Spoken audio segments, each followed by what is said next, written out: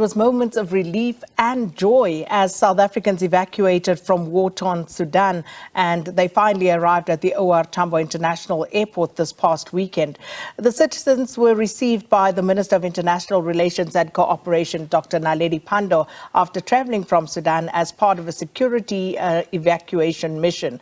Now, the 61 South Africans and other SADC nationals, one from Lesotho and a Zimbabwean national, left Sudan after more than 2 weeks of fighting between Sudanese army and the paramilitary rapid support forces. So just to give us a close personal account of what happened in Sudan, we are joined by Ramraj and Danielle Boyles.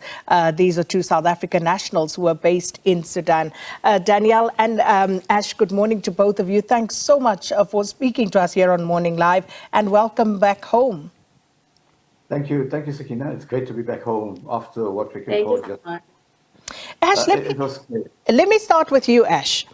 You know, and I know you're chomping at the bit to tell us about it, and we want to know because, you know, yours was one of the numbers that I'd received from Dr. Imtiaz Suleiman as someone to get in touch with. But talk to us about how all of this unfolded and, you know, also how you guys managed to actually get yourself out of Sudan last week. Okay, so my apartment was quite close to the action. I was like 2 km from the presidential palace. That was where everything was happening and all the bombings are going on. I could see the forces outside my building. I have videos of them where they congregate and have conversations and then move on. And to me, I had to get out of there. There was no way I'm going to stay and put my life at risk. There was shells that hit my building and it was crazy. So by that stage, we knew the kind of routine and when the heavy firing would be or when it would be sporadic. So we made a plan to get out of there last week on Sunday, and we found a safer place to go to. That was the AK compound.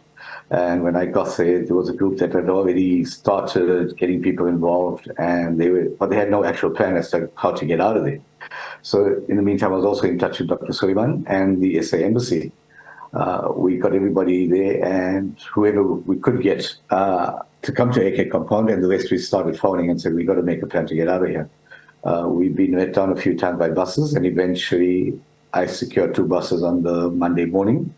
And we left AK compound at about 12 o'clock with the ambassador and the rest of the embassy staff to get to Egypt. It was a treacherous 18-hour drive, some 1,800 kilometers away from Khartoum. We had to get to the border, and there it was just total mayhem. I mean, there's no organization. To see the ambassador sit on the floor, she was overwhelmed. I mean, she couldn't handle the situation. It was just crazy. The information we got from the embassy wasn't accurate. From DIRCO supplying information wasn't accurate.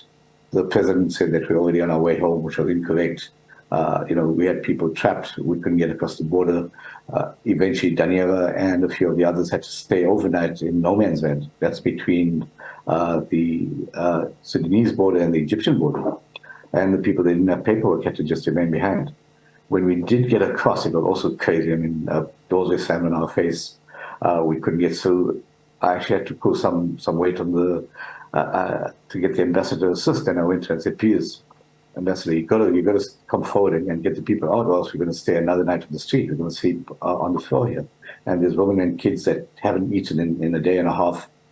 We're living on warm water and a little bit of cool drink that we bought on the way. Eventually, we get to the officers, and they just ignore her because the Sudanese culture, or even if you're female, they don't respect you at all. And they actually asked her to leave. And that was still, I mean, we couldn't get our paperwork signed and stamped. Eventually, we did get out of there, and everybody got on the buses, and we got to safety. Unfortunately, my documents were lost somewhere, and I was the last one, and the bus had left me. So I had to make my own arrangements to get from the border post in Egypt, in Aswan, to the hotel in Aswan as well. But fortunately, you know, I managed to make my own way on public transport, and I met the rest of the people at the hotel. 4 hours. It was a 4-hour treacherous drive as well, you know, just to get out of from the border post to the hotel. Danielle, just to bring you in, so where were you when the fighting broke out? And just explain to us your ordeal in terms of how you managed to meet up with the rest of the South African contingent and make your way home. Okay, so I lived 10 minutes away from the airport and I was in my hotel. I was in my apartment with two other South African women.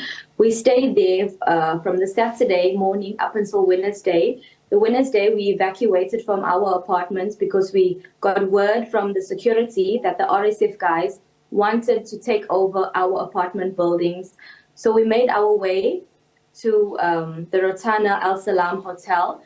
And we stayed there up until we got in communication with the rest of the South Africans. And then that morning, we made our way to the buses. And we, two of us made our way to the buses. And the buses were about to leave, so we just made it in time to get with the others. And I'm trying to, just establish how scared were you when all of this fighting broke out, Danielle? Because, listening to Ash, how close he was to the actual military action, how close did you get and how scared were you? To be honest, I was terrified. Actually, the first night, the Saturday night that this all broke out, my apartment building got hit on the 7th floor and I'm on the 1st floor. So that finished me. And then, of course, fortunately, by the grace of God, you all managed to get out. You all managed to get to that border post. But, I would imagine, Ash, on that bus journey as well, did you know what to expect? And, were you scared along that particular journey as well? Because anything could have happened. Yes, Danielle, the transport there, the buses are not the best. They charged us a phenomenal amount, which the government had to pay. And we secured the two buses.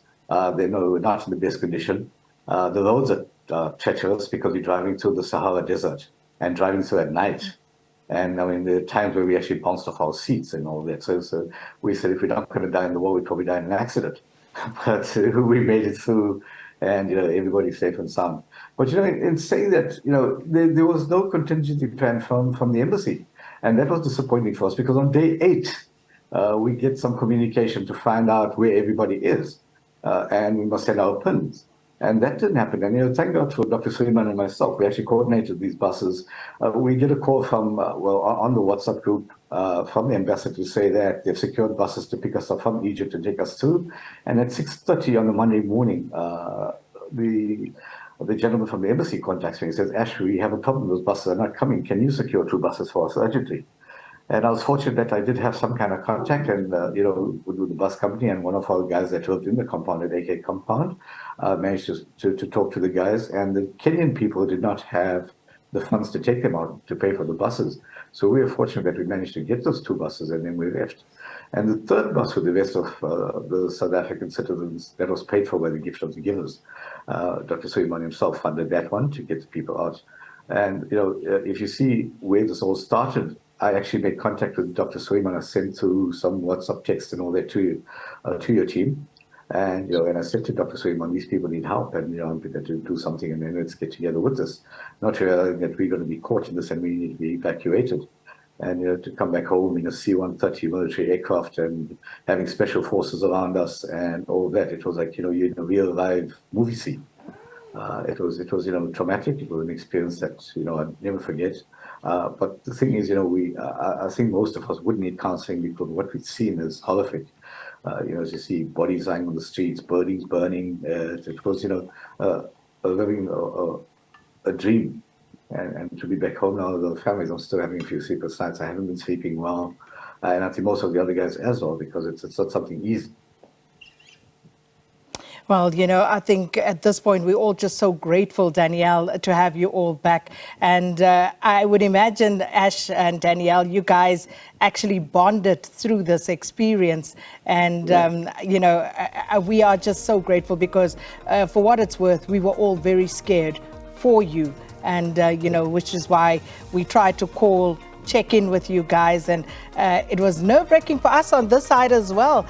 When Ash, for example, we called and you would say, like, can't talk, we can't actually speak because we have to save the battery on this phone because we don't know when we're going to get to charge it. But thank you so much to both of you, and we're really glad that you're back. Perhaps just a final parting shot, 30 seconds each. Danielle, starting with you. Say again? No, I was just saying, just a parting shot from you, in terms of this whole experience and, of course, what you'd like to say to South Africa in 30 seconds or less. Okay, I would like to say thank you so much, especially to my family, my friends, everyone in my community, those that have been praying for us out in Sudan to come home safe, been trying to help getting communication with the government and DIRCO, just to an update to see how we are when we are arriving. So I'd just like to say thank you to all of those people and praise Jesus that we are all home safe. Ash? I think we need a strategy plan. We need to, every disaster that happens, we South Africans always actuate. We need something to be put together where we're not compromised, and the government has some plans in place. You don't wait until the last couple of days. It happened with the floods, it happened with the rioting, and now it happened with us. We're at day 8 trying to find the citizens. You should know exactly what you're doing. When you see tanks rolling into town, when you see heavy artillery coming, you should know there's something going to be happening. Where are people and how do we get them out safely and effectively? That's something that we need to look at. And also communications. The defense attaché should have satellite radios and should have the equipment to assist them and reach the people. And this was nerve-wracking because we couldn't get hold of them at some stage. They couldn't go and get hold of us. So I think, government really has to step up with regards to things like this. Well, thank you so much to both of you, Ash and Danielle, for speaking to us. Ash Ramraj and Danielle Boyles, two South Africans who were caught up in conflict-ridden Sudan but made their way home safely.